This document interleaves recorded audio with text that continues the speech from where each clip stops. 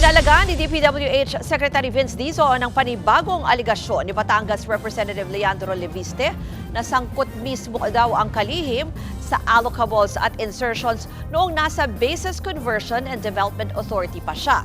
Maging ang mismong BCDA tinabla ang pahayag ng kongresista. Para sa karagdagang detalye live mula sa Maynila, nasa frontline ng balitang yan si Gerard de la Peña. Gerard, pati pala itong panahon ni Dizon sa BCDA naungkat eh. Ano pang sinasabi ni Leviste tungkol dyan?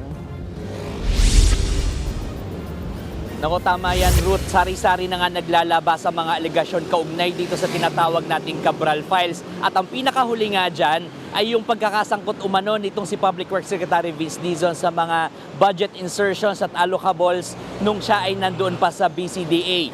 Bagay na itinanggi na ng kalihim.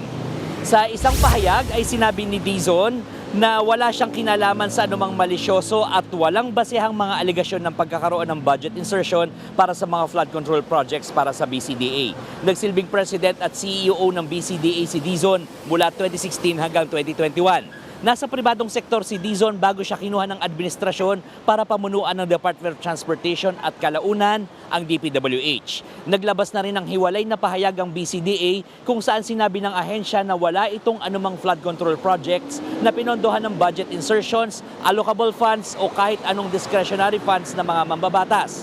Wala raw ganong pondo para sa anumang proyekto ng BCDA. Hindi rin daw naikilahok ang ahensya sa mga discretionary funds at insertions. Ang mga proyekto raw ng BCDA ay nagmula sa aprobadong government programs na pinopondohan ng National Treasury at maayos na nakasaad sa General Appropriations Act at sumasailalim sa mga alituntunin ng Commission on Audit.